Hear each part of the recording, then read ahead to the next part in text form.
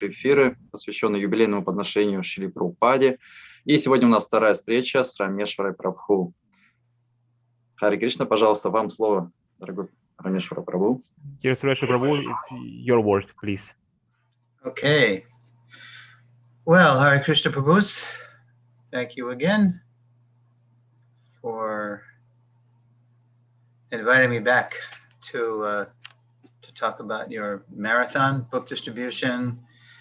And of course, I'm talking about my own journey with book distribution.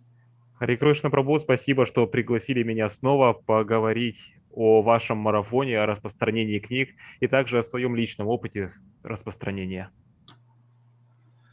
So, just to summarize last time, mainly I was talking about how I was doing book distribution in an immature way, making a lot of mistakes. Итак, в прошлый раз, по сути, мы говорили о том, как я рассказывал свой опыт распространения и как я это делал незрелым образом и совершал много ошибок. For example, I was, my sadhana wasn't that good. I was chanting 16 rounds, but the rounds were very scattered. They weren't focused. Например, моя садхана была не очень хорошей. Я читал 16 кругов, но они были разбросаны, не было сосредоточенности. And because I wasn't that well read in Prabhupada's books, I was depending more on tricky lines that I could give the people more than inspiring them to take the book on its own merit. И так как я не был хорошо начитан книгами Шрилы Прабхупады, я больше зависел от каких-то таких хитрых фраз, которые я подавал людям, чтобы они взяли эти книги, вместо того, чтобы они брали эти книги на основе заслуг и славы этих книг. And because I found the service very difficult, I mean, I don't think anybody can say that book distribution is easy, but I found it very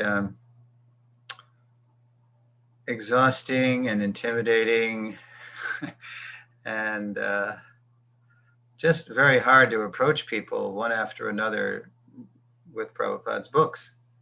И для себя я обнаружил то, что распространение книг оказывало на меня определенное давление. Для меня это было непросто. Конечно, кому просто вообще на санкиртане, но для меня это было в особенности нелегко распространять книги Шрилы Прабхупады. So my whole motivation, well, not the whole motivation, but a lot of it became, what glory could I get out of this? What appreciation could I get out of this? More than about the glories of Prabhupada or Krishna.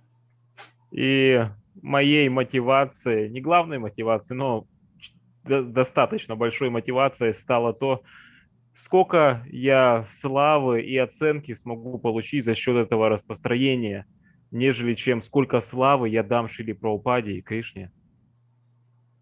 And especially as time went on, I joined the movement in 1970. So by 1975, I really knew more my nature in Prabhupada's mission was more to work on the books than to distribute the books.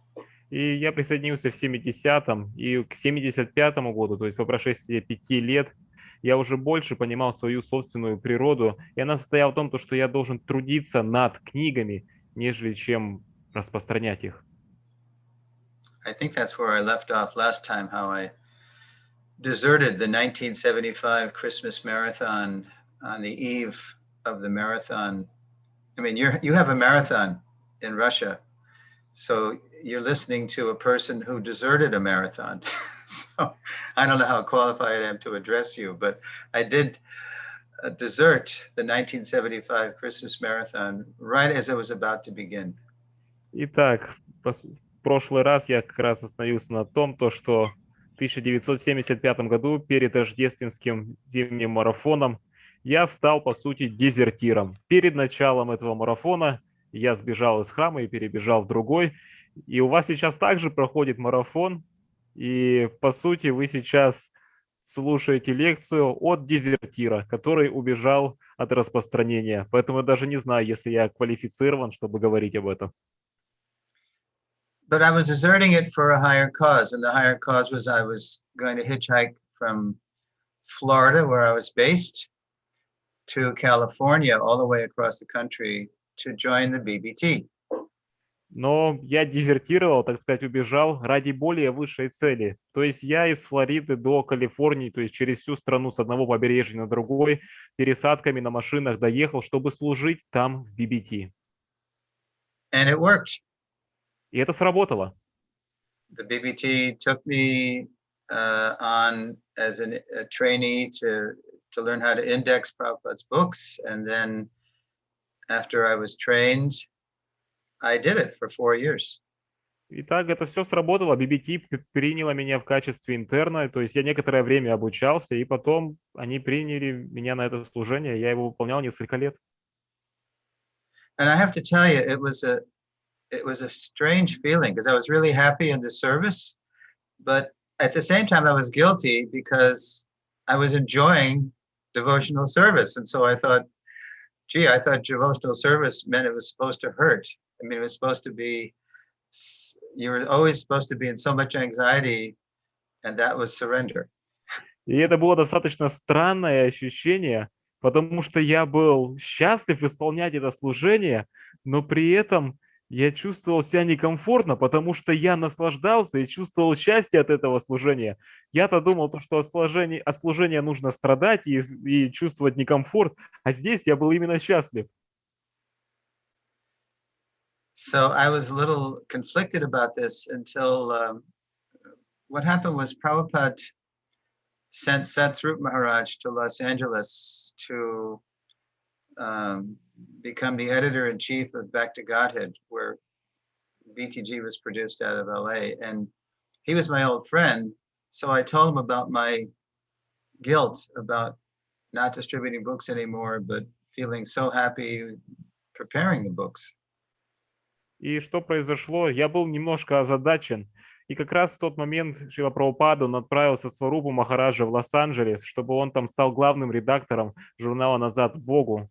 И он был моим старым другом, и я с ним поделился, то, что у меня было такое странное ощущение, то, что я вот здесь испытываю определенное счастье от служения.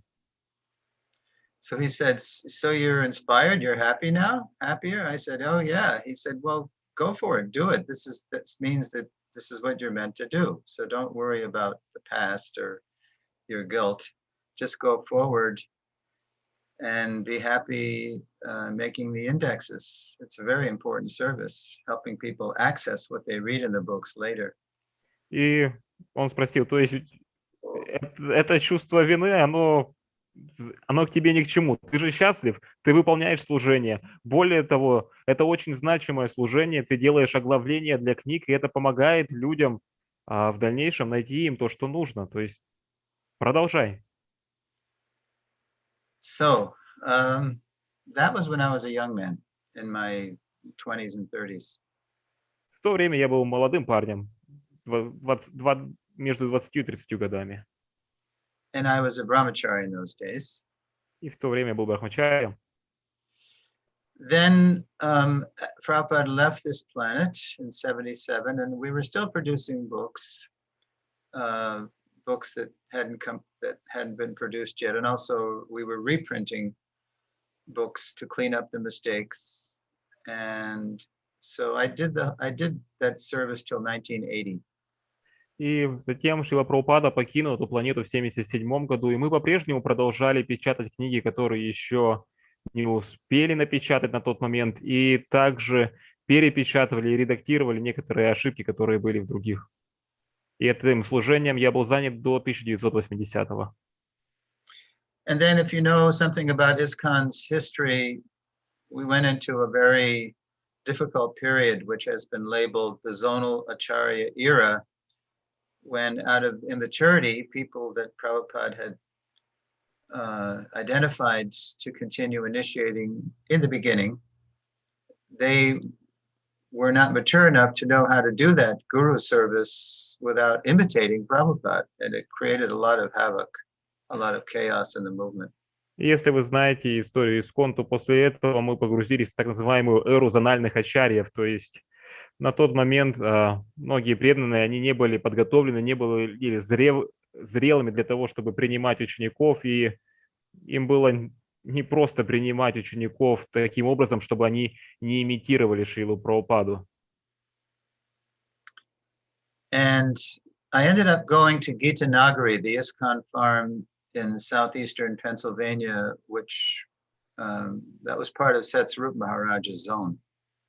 И я в тот момент отправился в Пенсильванию на ферму Гитанагари, которая в тот момент находилась на территории проповеди Сатсварупы Махараджа.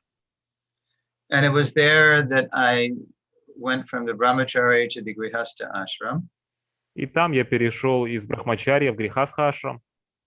And also it was there that I went from indexing to writing and teaching, which is also even more my kind of nature. И там я как раз сменил служение с того, чтобы заниматься содержаниями, я начал писать и обучать, и это как раз больше соответствовало моей природе. So that was really good. And then, you know, this material world is always changing. It's always in flux. So in the 80s, I was at Gita Nagari. In the 90s, my wife and I had a child, and we were going through a lot of soul searching, trying to figure out how to raise our child. So we sold our house near Gita Nagari and we moved to South India. Итак, материальный мир, он, как всегда, меняется. И вот, то есть через некоторое время у меня, у моей супруги родился ребенок, и мы были, так сказать, в душевных поисках, куда же теперь дальше направиться. И в 90-х мы отправились в Южную Индию. One thing I have to say about the Gita Nagari experience before I talk about South India was that it was inspiring to live at Gita Nagari because we were milking a lot of cows, working a lot of oxen. We were actually showing an example of what Prabhupada was talking about in his books. И перед тем, как я перейду на часть Южной Индии, хотел бы все-таки сказать то, что на ферме в Гитанагаре опыт был связан с тем, то, что мы вспахивали поля, у нас были коровы, мы их доили, то есть мы, в принципе, жили тем, о чем Шрила Прабхупада пишет в своих книгах. So it was real. It wasn't what Prabhupada was talking about in the books was not some fairy tale from thousands of years ago, but it could be even done today. And so we were living that, showing that. So I felt very connected with Prabhupada's books in that way by living the books. И это все было достаточно реально. То есть то, что Шрила Прабхупада описывает в своих книгах, это не является какими-то сказками тысячелетней давности. Мы этим жили, это был реальный опыт, и это сработало. Then we didn't make it in South India. It was too rough. So we came back to the States and we found another rural community called Prabhupada Village in North Carolina. И в Южной Индии у нас не совсем все получилось, поэтому мы опять вернулись в Соединенные Штаты и нашли еще одно сообщество преданных, деревня Прабхупады, которая находится в Северной Каролине. And it was a nice place, but unfortunately, this is where my Grihastha ashram began to fall apart. Это было хорошее место, но, к сожалению, там мой Грихастха ашрам начал разваливаться. And in 2001, my wife and I have legally separated, divorced, and to get over that trauma, I moved as far away as I could. I went to Hawaii, which is an island, famous island resort place in the Pacific Ocean.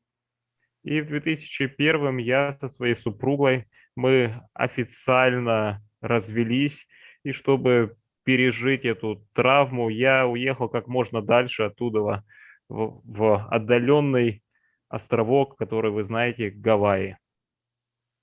By then our daughter was 10 and I was still supporting her, but I was doing it I was rediscovering book distribution. In my middle age, in my 50s, I again took up a book distribution in Hawaii, a place called Waikiki, famous beach. And it was very easy. Actually, it was a very easy place to distribute books because everybody thought they were in heaven. You know, they thought they died and gone to heaven because Hawaii is such a heavenly place.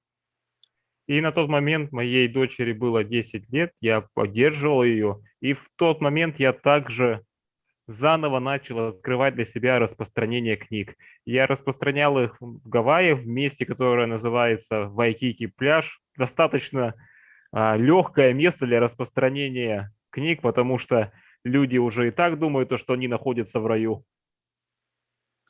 And in fact, I met a lot of Russians in Hawaii. И на самом деле я много русских повстречал в Гавайи.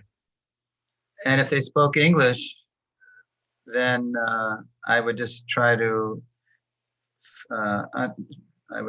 guess where they were from in Russia, which was not easy because Russia is such a big place.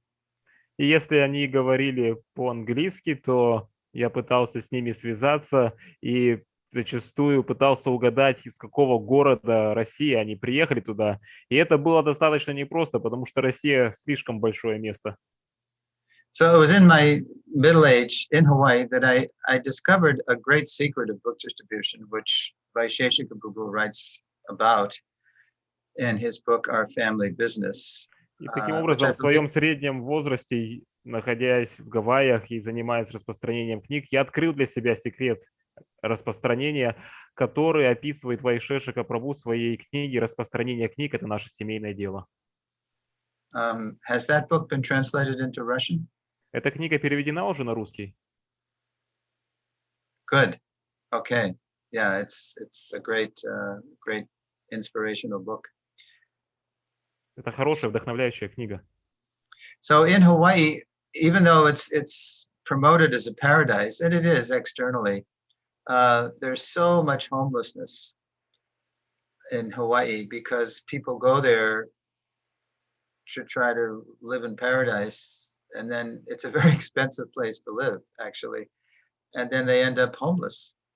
И хотя Гавайи рекламируется как райское место, ну, оно таковым в принципе и является, тем не менее там очень много бездомных, потому что люди отправляются туда, чтобы хорошо жить, но жить там достаточно дорого, и поэтому многие становятся бездомными.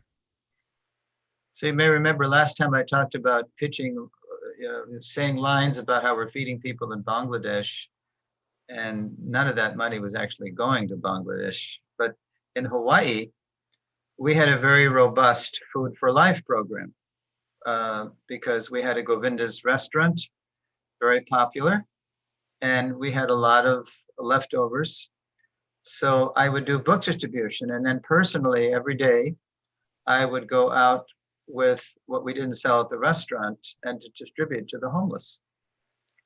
И в прошлый раз мы как раз говорили о том, что мы зачастую использовали строки при распространении и говорили то, что эти деньги пойдут на кормление бездомных в Бангладеше, помогать им, и на самом деле деньги туда не отправлялись. А здесь, на Гавайях, у нас был хороший ресторан Говиндас и очень такая крепкая установленная программа «Пища жизни», поэтому я часто был с этим тесно связан.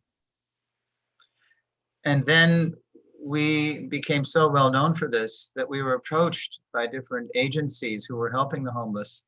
And instead of me going to the park or to the beach to feed the homeless directly, they said, well, look, if you people can cook more, we'll pay you to cook for us because your food is so good, it's so healthy, it's so tasty, and we'll promote you. We'll praise you to the city and the county of Honolulu, and we'll sing your glories. So what do you say? So we agreed. And go ahead. И что дальше произошло, так как наша программа «Пища жизни» была очень хорошей, то через какое-то время благотворительные организации начали связываться с нами, и они говорили, вместо того, чтобы вам ездить там куда-то и распространять, раздавать пищу, давайте мы будем лучше вам платить, чтобы вы также и для нашей организации готовили, и мы раздавали, потому что у вас уж очень вкусно и все хорошо получается. И таким образом эта программа начала разрастаться все больше и больше, и уже в округе Хонолулу там тоже распространилась. Очень все хорошо продвигалось. So when I would stop people, I would lead with that. I would lead with our Food for Life program, which stopped them. And they were inspired that we were doing that good work. And then as a kind of gift, depending on, first I would talk to them for a few minutes to see how, advanced they were or not. And so I had a Higher Taste Cookbook, I had Bhagavad Gita, I had Isopanishad, I had Perfection of Yoga. Those were the four big ones. And then when they gave to support our Food for Life program, then I would, after a few minutes talking with them, I could tell which book would most inspire them. So that was how the exchange went. It was a 1-2. Lead with prasad and end up with a book. И то есть, что же я начал делать? Я подходил к людям и начинал говорить им о нашей программе распространения пищи. И несколько минут я общался с ними, понимал, насколько они в этой теме продвинуты или нет. И у меня было всегда 4 книги с собой: «Высший вкус», «Бхагавад-гита», «Совершенство йоги», «Ишапанишат». И через какое-то время разговора, когда они поддерживали эту программу, изъявляли желание ее поддержать, я понимал, какую книгу будет им лучше дать. So I'm bringing this up because, in effect, what I was doing was I was marrying book distribution to prasad distribution. But, you can do that with so many different aspects of the movement. For example, you can marry book distribution to the eco movement by saying if you do have one, if it's true, we're building eco farms, which are trying to show people a more wholesome way to live. И то есть, что я делал? Я связывал программу «Пища жизни» с распространением книг. И через это люди получали книги. И вы можете, в принципе, то же самое делать и с другими программами в том числе. Например, там у вас будет эко-ферма или эко-деревня, если она таковая есть. И то есть вы людей заинтересовываете этим, и после того, как они изъявляют желание помочь этой программе, то вы также даете им домесок книгу. In other words, whatever your yatra is doing that the public can appreciate, you can marry book distribution to that. You can connect Prabhupada's books, and it's all in Prabhupada's books too, all these different issues and aspects of life. You can inspire them. They'll be inspired by your books and your project, and you'll feel good about what you're doing, and then the movement will advance. Таким образом, какой бы проект ни был в вашей ятре, вы можете его связывать с распространением книг. Будь то пища жизни, будь то ферма, будь то что-то. То есть какой-то вот этот проект, вы заинтересовываете людей этим проектом, и также заодно у вас идет распространение книг. И таким образом прогресс будет во всех сферах. И проект будет продвигаться, и люди будут получать книги, и вы будете чувствовать себя счастливым, то, что вы распространяете. Because at least my experience has been, it's a rare person who actually, you go up to a person, we say cold, they don't know you, you don't know them, and you present them a book that they don't know anything about, and then you just try to present the book on its merit, in a few minutes in a hustle bustle environment. It's much easier. It's a much more intelligent way, I found, to just connect with them on something that they can appreciate and care about, and then bring the book in after that. И то, что я обнаружил, то, что достаточно сложно и редко получается, то, что вы к человеку подходите и сразу сможете заинтересовать его именно книгой на основе славы самой книги. А обычно проще и более такой разумный подход – это связаться с ними на том уровне, который им будет близок, то есть посвятить их в этот проект, рассказать им об этом и уже потом привнести туда книгу. This is called in English an icebreaker. I don't know how you say it in Russian. По-английски, да и по-русски, в принципе, мы это называем ледоколом. And in Vaisheshika Prabhu talks about what he does to break the ice. This is the same psychology, but it's a little different. You just ask them where they're from. И Вайшешка Прабху также говорит о схожем методе, который является ледоколом. То есть он просто спрашивает людей: откуда вы? And if you know where they're from, or if you can tell by their speech, you might even be able to guess where they're from, and then they'll be amazed. А если вы знаете, откуда они, или предполагаете, или можете по их речи определить, откуда, и вы сможете предположить и угадать, то они будут удивлены, приятно удивлены. Because they're, by and large, at least, for example, in Hawaii, when I was in Hawaii, if I could guess where they were from, we were immediately friends. Потому что, ну, по крайней мере, как у меня было на Гавайях, если я мог угадать, откуда человек, то мы сразу же уже становились друзьями. Because in America, everything has a regional accent. I'm sure that's true in Russia too. I mean, the way they speak Russian in St. Petersburg, I'm sure it's different from the way they speak in Vladivostok or Kazan. Every region has its twang, its way of saying the language. Потому что, по крайней мере, как в Америке, все очень разбито региональным образом. То есть есть определенные региональные акценты. Могу предположить то, что, возможно, и в России точно так же стиль речи и говор, например, который будет в Санкт-Петербурге, будет, возможно, отличаться от того, как это люди произносят и говорят во Владивостоке. So the whole principle is establishing a common ground. First of all, before you even get into the books, through where they're from, or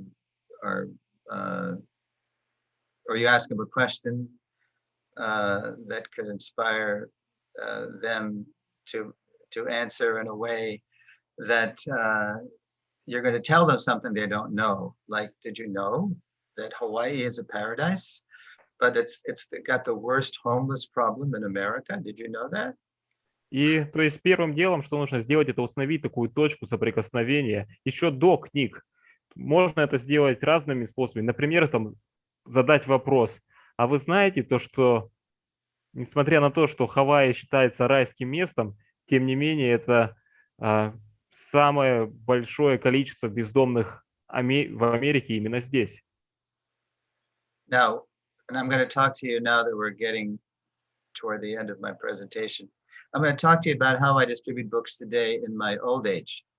И сейчас, подходя к концу нашего разговора сегодня, я бы хотел также поговорить о том, как я распространяю книги сейчас, уже в престарелом возрасте. And I just did it. During japa, it's the summer now, so the sun's up early, and after Mangalarati and Tulsi Puja, then I just go out in the neighborhood because it's warm, and I take my beads, and I take a Gita. That's my book of choice, and I have a route that I walk that I know will take me back to the temple in time for, well, usually Darshanarti, greet the deities, but today it had to be a little earlier to come on Zoom with you folks.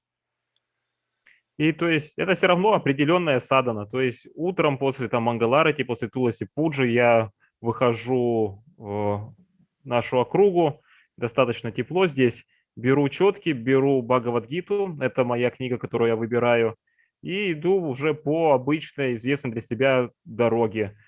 И делаю такой круг, чтобы вовремя вернуться к Даршанарати. Сегодня вернусь чуть позже, потому что у нас сегодня с вами Zoom. So I'm praying to the Lord. My standard prayer is, my dear Lord Krishna, if you so desire, please send a Gita reader. И я молюсь Господу, у меня стандартная молитва: мой дорогой Господь Шри Кришна, пожалуйста, если на то будет твое воля и желание, пожалуйста, пошли мне того, кто будет читать Гиту. Now, a lot of people in our town, it's called Tucson, Arizona, they don't know us as Hare Krishnas. They know us as Govindas, because we have this very popular vegan, vegetarian restaurant that practically the whole town knows, because even the mayor eats here. It's such a popular place. И Вот в месте, в котором я сейчас нахожусь, это Тусон, штат Аризона, большинство людей не знают нас как кришнаитов, а они нас ассоциируют с Говиндасом, потому что у нас здесь хороший ресторан Говиндаса, который все в городе знают. В него даже приходит мэр частенько поесть, потому что ресторан на самом деле хороший. So how do I break the ice? И то есть Well, какой же у меня ледокол с ними? almost everybody in America has a dog. Почти у всех в Америке есть собака. We have a saying, if you love me, or even Papa would say this, if you love me, love my dog. И есть такая поговорка, даже Прабхупада ее иногда говорил: если любишь меня, люби мою собаку. So either people are running with their dogs because they like to run and stay in shape, or they're just taking a morning stroll with their dogs. And so the first thing I say to them, I make some remark about their dog. That's how I break the ice. И то есть, что по утрам происходит, люди или бегают вместе со своей собакой, чтобы поддерживать свою физическую форму, или же просто выходят с ней на утреннюю прогулку. И мой ледокол с ними состоит в том, что я что-то хорошее говорю о их собаке. Oh, sir, you have 3 dogs. You're outnumbered. They're pulling you, but that's pretty smart because they're pulling you along. You don't have to walk as hard because they're just pulling you. I just make О, some joke. у вас 3 собаки, это достаточно смышленно, то есть теперь это не вы их тащите, а они тащат вас, чтобы вам было проще идти. Хороший выбор. Ну, вот такую шуточку делаю. Because in America they say dog is man's best friend. This is Kali Yuga. You eat the cow and you love your dog. Потому что в Америке говорят, что собака – друг человека. Это Кали-юга. Ешь корову, а любишь собаку. So as soon as they see you're interested in their dog, you become their friend. They like you, and they stop. Oh, yeah, this is a Cocker Spaniel. This is a Saint Bernard. This is a Greyhound, and they just want to tell you all about their dog. И как только они замечают, что вы заинтересованы их собакой, то, что она вам понравилась, вы сразу же становитесь их другом, и они начинают все об этом рассказывать, то, что это Сент-Бернард или там овчарка, и начинают говорить о своей собаке. Oh, Mrs. Jones, you've taught me so much about your dog. I'm going to give you a prize today. I'm going to give you a present because Govindas, are you familiar with Govindas? I'll say to them, and most of them are. И после этого я им говорю: вот там, мистер Джонс, вы мне рассказали столько много хорошего про свою собаку, поэтому хочу сделать для вас небольшой подарок. Вы же знаете о ресторане Говиндас? И большинство людей, да, отвечают положительно. We're going to give you our yoga wisdom book, and then I might open it up to a picture. And this is our 35th anniversary of being in Tucson, Arizona. So we're giving it to all the intelligent people today. You know, flattery will get you everywhere. So, and here's a bookmark in the book, and this is a reminder to come and visit us at Govindas. И я бы хотел дать вам книгу о мудрости йоги, и обычно там продемонстрирую какое-нибудь изображение из этой книги. И после этого говорю то, что у нас сейчас на самом деле будет 35-я годовщина нашего ресторана Говиндаса здесь, в Тусоне, в Аризоне. И вы, как разумный человек, мы бы хотели дать вам вот этот подарок. Ну, как вы знаете, лесть вам всегда во всем поможет. Now I prepay the Gitas. I buy them by the case, and I just pay the cost that the temple paid the BBT. And so I don't have to worry about money. I just give them as gifts. But the way I do it is I make sure that they're actually interested. Of course, I don't want to throw the book away if they're not interested. So I say, now there's only one price for this gift, your interest. Are you interested in yoga philosophy? Because yoga is big too.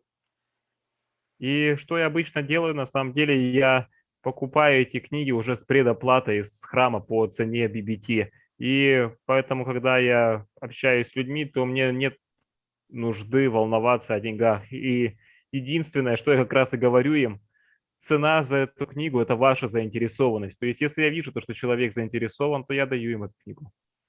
So everybody's interested in eating. Everybody has to eat. Most of them have heard about Govindas. And I'm only in the neighborhood, so I'm really close.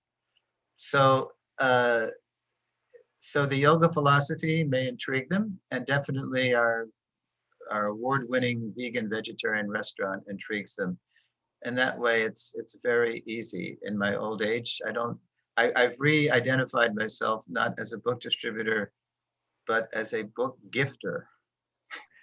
И, конечно же, все всегда заинтересованы в еде, и то есть мы их заинтересовываем Говиндасом, также мы их интригуем затем философией йоги, и после этого, да, я им дарю эту книгу, и то есть я теперь себя переименовал не из распространителя книг в дарителя книг. So however you can feel inspired to distribute Prabhupada's books, whatever way you can do it by establishing common ground with them, that's the whole secret. Please do that. And for daily inspiration during your marathon, I do recommend just opening up Vaisheshika Prabhu's family business and just read, because it's written in these nice little bite-sized paragraphs, headings, and you just, Vaisheshika is so good that you just read, one thing that he said, based on Srila Prabhupada, and you'll be inspired to go out there and please His divine grace. И то есть секрет в том, что да, нужно установить с ними общую точку соприкосновения и найти именно тот способ, который вдохновляет именно вас на распространение книг. В этом и есть весь простой секрет. И еще также ежедневное вдохновение можно получать, если вы будете читать книгу Вайшешки Прабху. Вайшешка Прабху на самом деле чрезвычайно замечательный, преданный, и эту книгу, которую он написал, она вдохновляет. Все основано на словах Шрили Прабхупады, и просто там можно читать вот эти небольшие параграфы, цитаты, и они будут вдохновлять вас. So now you have heard one man's journey, one aspiring devotee's journey through book distribution, and now I'm more than ready to take your questions and comments. Итак, каким образом сейчас вы услышали историю о стремящегося быть преданным, о его опыте распространения книг, и на данный момент я более чем готов принять ваши вопросы или же комментарии. Харе Кришна, Сурешвара Прабху, спасибо большое за ваш рассказ. Suрешвара Prabhu, thank you so much for sharing your experience. And the question is... Очень запомнилась вот эта фраза, еще вот одна из последних. Перед вопросом озвучу то, что запомнилось. Также вот это вместо распространителя даритель книг. Firstly, before the question, I would like to share that, as you mentioned, one of your last words were that you renamed yourself from book distributor to book gifter. Yes, да. Для людей это удивительный опыт. Не часто встретишь такое. For people in general, it's a great experience because it's quite rare that you could meet somebody like that. В мире, где все хотят от друг друга что-то получить, тут человек видит, что просто кто-то может дарить подарки. In a world where everyone is trying to squeeze something from somebody, it's quite rare that they meet a person who is just genuinely trying to give them something. То есть нет какой-то выгоды, и человек это чувствует, и поэтому он расслабляется и становится нашим другом. The person can feel that you're not trying to get some benefit from them. They feel it, and therefore they're becoming your friend. Вопрос следующий. Вы чувствовали счастье, когда служили на новом месте, и при этом как будто бы была такая установка, что испытывать счастье – это неправильно. Откуда взялась эта установка, что счастье во время преданного служения – это неправильно? The question is as follows. So you were feeling happy when you were doing your new service, but at the same time you were feeling guilty for feeling that happiness. From where did this feeling of guilt for happiness came from? That the service, that feeling happiness during service is something not appropriate. Просто сейчас мы можем наблюдать, что иногда у преданных есть такое понимание, что, может быть, даже сдерживают свои чувства во время киртана, во время просада как-то вот, я не должен наслаждаться, да. Вот объясните, пожалуйста, где эта грань духовного и материального наслаждения, счастья. Because even in our day-to-day life, we can see that devotees may try to withhold themselves during kirtan and not to exhibit too much happiness or something in regards to prasadam. Where is this crossing of the line between material and spiritual happiness? And yeah, just this question. Well, first of all, you asked, why did I feel guilty when I was happy? Which sounds contradictory, correct? То есть первый ваш вопрос в том, что почему я чувствовал вину, но при этом был счастливым, и то есть как это было такое противоречие, верно? Yeah. Почему вы опасались быть счастливым в своем служении? Why were you sort of avoiding or being afraid of being happy at your service? The answer has to do with historically what was going on in ISKCON. Ответ, он, конечно, связан с историей того, что происходило в ISKCON. Because Prabhupada was pushing book distribution so much, and so we were all doing that, sometimes at the neglect of other services, like the best and the brightest in ISKCON, for example, were not necessarily doing very vital service like teach the children and supervise the children. To supervise the children and teach the children often were left to people who were the least qualified, and therefore we had so much problem with child abuse. И то есть Шрила Прабхупада, он очень проталкивал распространение книг, и большинство преданных были именно этим заняты. И то есть что, например, также происходило, то что самые лучшие из преданных, они не были заняты теми служениями, которые были не менее важны. Например, обучение детей в школах, в гурукулах или что-то, нечто с этим связанное. И из-за этого детьми также пренебрегали. And also Prabhupada said, starting in 74, that every temple should get land and protect cows and work oxen and grow food. And he said that, but because he was really whipping us, he even said the word whipping, he was whipping us to double book distribution. If you did leave book distribution to go farm, very often you were criticized. И в 1974 году Шрила Прабхупада говорил о том, что мы должны обзавестись землей, чтобы у нас там были быки, мы выращивали свою собственную пищу, но при этом Шрила Прабхупада прямо, и он это слово даже использовал, подхлёстывал нас, чтобы мы удвоили распространение книг. So,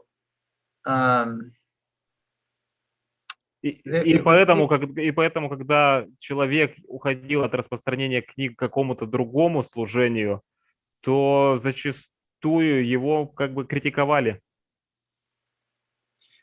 So we weren't, a lot of the devotees in those days, when we were all just inside one building in each temple, we weren't doing varnashram. We were just doing the emergency book distribution mode.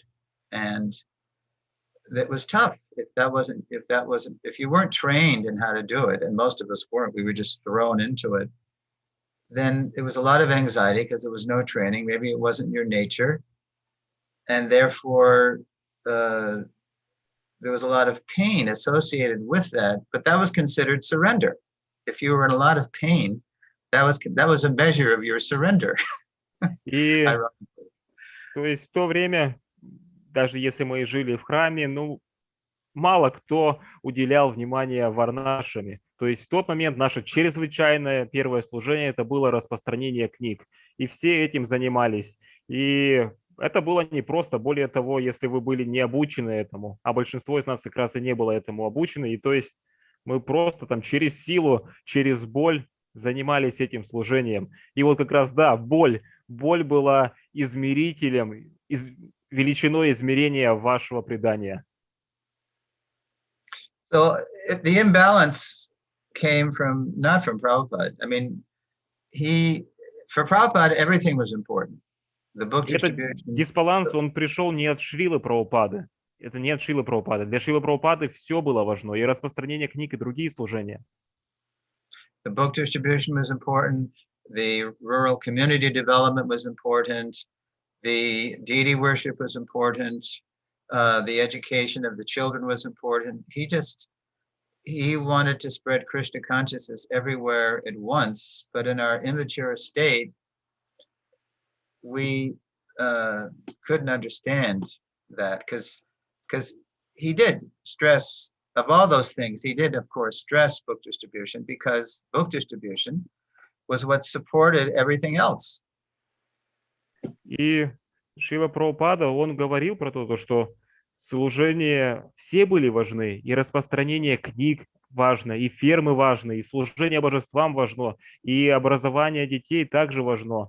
И, конечно, он хотел, чтобы движение сознания Кришны было распространено везде, но мы своим незрелым образом не понимали всей этой картины и воспринимали то, что главное ударение лишь только на книгах. So it's ironic that the first 5 years I was in the Hare Krishna movement from 1970 to 1975. So I was thrilled with the Bhagavad Gita, and I loved prasadam, and I appreciated the devotees. But in my day-to-day service of book distribution, that for me was total anxiety. So I wasn't used to being happy in devotional service. И то, что за счет распространения книг все остальные служения также пропитываются и процветают. И что дальше произошло с 70 по 75 год, я был занят распространением книг. Конечно, были и другие там служения, но распространение книг было самым главным. И так как это было для меня непросто, то вот эти все 5 лет я был просто несчастлив, у меня не было счастья. Now the question you asked, as your question went on, was what's the line between being happy in devotional service or what is the nature of happiness? Well, a devotee is, as the devotee matures, the devotee is happy by the happiness of Guru and Krishna. И к вашему вопросу о счастье в сознании Кришны, то по мере прогресса и зрелости преданного ему наставляет счастье то, когда Гуру и Кришна счастливы. So, right in the Gurvastic prayers we sing, it says when the spiritual master sees the devotees taking Bhagavat Prasad, he is satisfied. So we don't have to feel guilty that prasadam tastes so good and then it makes us happy.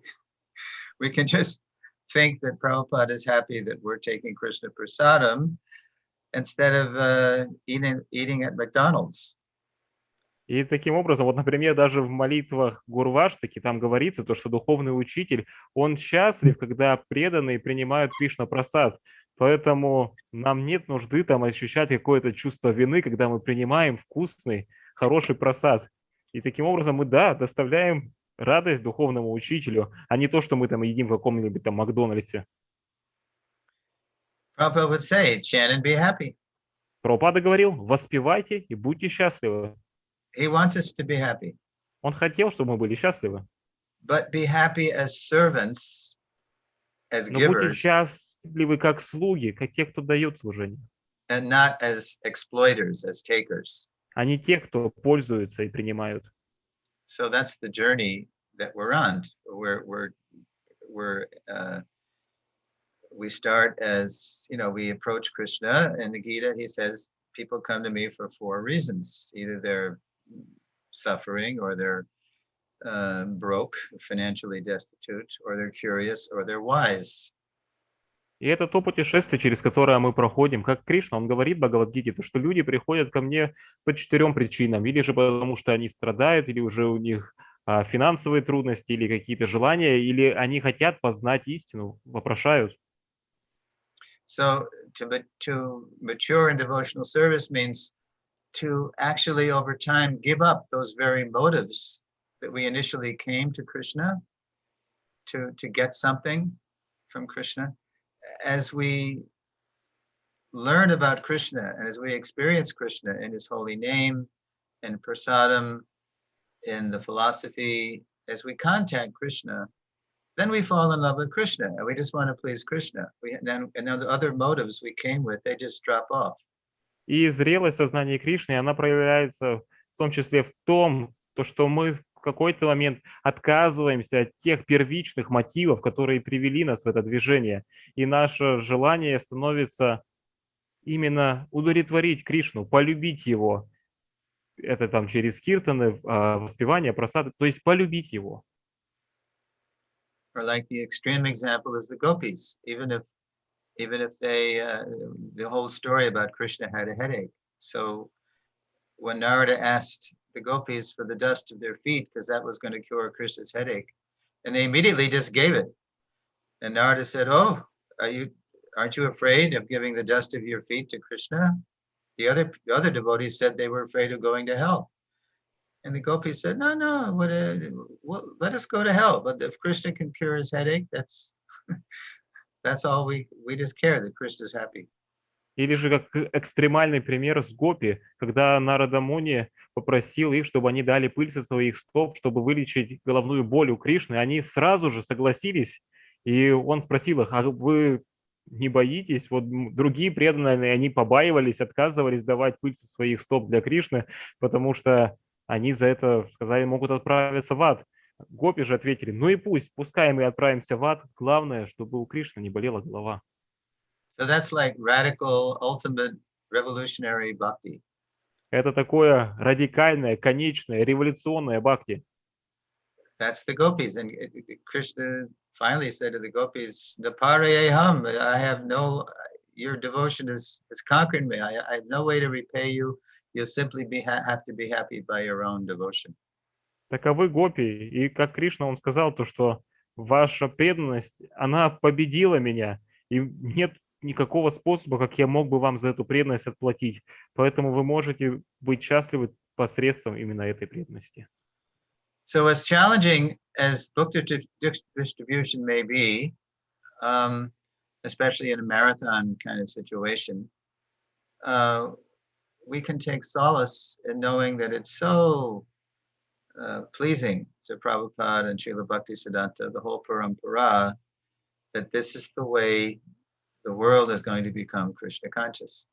Поэтому, каким бы трудным ни было распространение книг, в особенности в режиме марафона, мы можем принимать прибежище в мысли о том, что насколько сильно это будет удовлетворять Гуру Парампару, Прабхупаду, Кришну, в том, что мы будем приводить людей ближе к ним.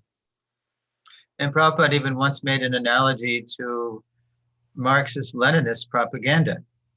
И однажды даже Прабхупада сделал пример с пропагандой марксизма и ленинизма. He said the way they prevailed, Marxism and Leninism, was that they just en masse, they were just this propaganda of distributing literature. И то, что он сказал, за счет чего они покорили всех, именно марксизм, потому что была массовая пропаганда литературы. Not just in the Soviet Union, but in India and everywhere they could, they would see where the people felt oppressed by the ruling class, and then they would distribute their literature. Workers of the world unite, throw off your chains. And that they knew how to appeal to people when they were suffering. И то есть это было не только в Советском Союзе или там в Индии, во многих странах, то есть там, где они замечали то, что рабочий класс страдал от управленческого класса, они находили подход к ним и говорили то, что давайте сбросим оковы рабства, и то есть посредством литературы покорили их. So Prabhupada told us to try to encourage us to distribute books. He said, if Marxism and Leninism, with its 10th class atheistic, materialistic philosophy, could persuade people, then Krishna consciousness is really what people are crying for. It's to reconnect with wonderful Krishna in such a direct, personal way, a full way. This will bring about a revolution in the consciousness of the world. Поэтому Прабхупада говорил, что если марксизм, ленинизм со своей какой-то третьей, четвертосортной философией, которая основана просто на демонизме и материалистичности, смогла убедить людей, то что же говорить о нашей философии, по которой душа каждого плачет, и люди стремятся к этому. Это то, что должно покорить сердца людей, и то, что принесет настоящую революцию в обществе. Because everybody in the material world, deep down, is suffering, whether you're Putin or Navalny, or you're Donald Trump, or you're Joe Biden, deep down, you're suffering. Потому что все в материальном мире глубоко в своем сердце страдают. Будь ты Путин, Навальный, Трамп или Джо Байден. And especially, again, wherever you are, am I just speaking to people in Russia or Russian speakers all over? И в особенности там, где бы вы ни находились. Кстати, я сейчас говорю к русским преданным или русскоговорящим, которые в других местах также находятся. Is the audience all over the former USSR? Сейчас аудитория находится в странах также бывшего Советского Союза или в России только? Нет, это русскоговорящая аудитория, даже выходящая за рамки России. It is Russian speaking beyond Russia. Right, okay. So wherever you are listening to this, whatever you're doing, again, that can create some common ground between you and the people, you can inspire them that, yeah, we need this. Everybody needs a better way to live, a better way to eat, a better way to think, a better way to sleep, mate, defend. Krishna consciousness is complete revolution from the ground up. Prabhupada taught us everything. И поэтому там, где бы вы ни находились, находите общую точку соприкосновения с людьми и доносите для них эту мысль, то, что нам это истина, то, что поистине нужно. Не то, что там нам нужно поесть, или там совокупляться, или там спать. Вот что нам поистине нужно. И сознание Кришны, оно полное, совершенное, то, что нам дал Шрила Прабхупада. Well, looks like our time is almost up, but maybe we have another question. I wonder if my god sister Mandakini has a question. Я думаю, у нас время уже подошло к концу. Не знаю, если есть еще какой-то вопрос. Может быть, моя сестра в Боге, Мандакини Матаджи, у нее вопрос есть. Actually, Prabhuji, I was very, very inspired by your presentation. На самом деле, Прабхуджи, я была очень вдохновлена вашей презентацией. Because, as you said in the beginning, it was unusual. You know, you presented the difficulties of book distribution, the joy of having another service related to the books and the guilt you felt. И как ваша презентация была достаточно необычной. То есть вы раскрыли себя, то, что поначалу вам было не просто распространять книги, и потом, как вы поменяли свое служение, также было оно связано с книгами, и при этом испытывали там счастье, но и вместе с этим счастьем чувство вины. And then using your maturity and intelligence, you found a better way, a very personal way to distribute the books. И затем с вашей зрелостью, используя свой разум, вы нашли хороший способ, получше, который помогает распространять книги. I'm in my element now because I talk to people with dogs. Да, зачастую просто посредством дружбы с собаками. And in Paris you have French poodles. А во Франции же у вас же эти французские пудели. Yeah. And especially you're pleasing so much Srila Prabhupada, selling the books on their own merits. И также, как вы говорили о том, что удовлетворяет Шрила Прабхупаду, когда мы распространяем книги за счет их собственной славы и заслуги. Mm. So I think it's very, very encouraging for all of us, to be aware of that. И это очень вдохновляет всех нас, и то, что теперь мы осознаем это. I think the key is Thank you very to much. thank you, Manaji. The key selling books in their own merit, but there's so much merit in Prabhupada's books, so much depth and so much breadth.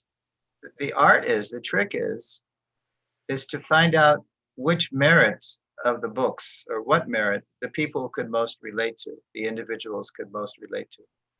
И на самом деле же книги Шрилы Прабхупады, они совершенны, они полны. Поэтому ключ в том, и это искусство состоит в том, что нужно найти и извлечь, то есть за какую именно заслугу этой книги, за какую именно славу, и вот именно выбрать вот эту славу и заслугу книги и поднести ее людям. Because everything is in Prabhupada's books: science, art, philosophy, cooking. I mean, there's whatever people are into. That's what Vaisheshika does. He asks them, okay, where are you from, and what do you like? What do you do? And then he immediately connects it to something in the books. И то есть книги Шрилы Прабхупады, они полны, совершенны. Там есть и наука, и искусство, и философия, так же, как готовить. И это то, как раз, что и делает Вайшешика Прабху. Он расспрашивает людей и понимает, то есть, какая тема будет им близка. Okay, I guess I have to go. Я думаю, мне уже пора идти. So nice being with you, and I really hope I can come to Russia once COVID is completely gone. Очень хорошо было сегодня побыть с вами, и я очень надеюсь на то, что я смогу приехать в Россию тогда, когда ковид полностью отступит. I think both in Paris and in Moscow, you're dealing with these waves of the variant of the virus, yeah? Насколько я знаю, и в Париже, и в Москве сейчас опять очередные волны этого вируса наступают, да? Maybe next They year. call it the fourth wave. Mm. Yeah, we really hope so. Yeah. Надеюсь, может быть, в следующем году приеду. Очень надеемся. Mm. Okay. Well, good luck in your marathon. Итак, удачи в вашем марафоне. And may Prabhupada bless you more and more with the wisdom and the joy coming from his books. Пусть Прабхупада больше и больше будет вдохновлять вас мудростью и счастьем, которое исходит из его книг. And may the people be inspired whom you give the books to, and may you follow up with them. И пусть же люди будут вдохновлены этими книгами, и вы также, пожалуйста, оставляйте и будьте с ними в контакте, to give them more and more shelter. Чтобы давать им больше и больше прибежища. Jai. Oh, glorious is Srila Prabhupada. Вся слава Шриле Прабхупаде. Jai. Prabhupada ki jai. Сурешвара Прабху ки джай. Go Premanandi. Хари Хари Бо.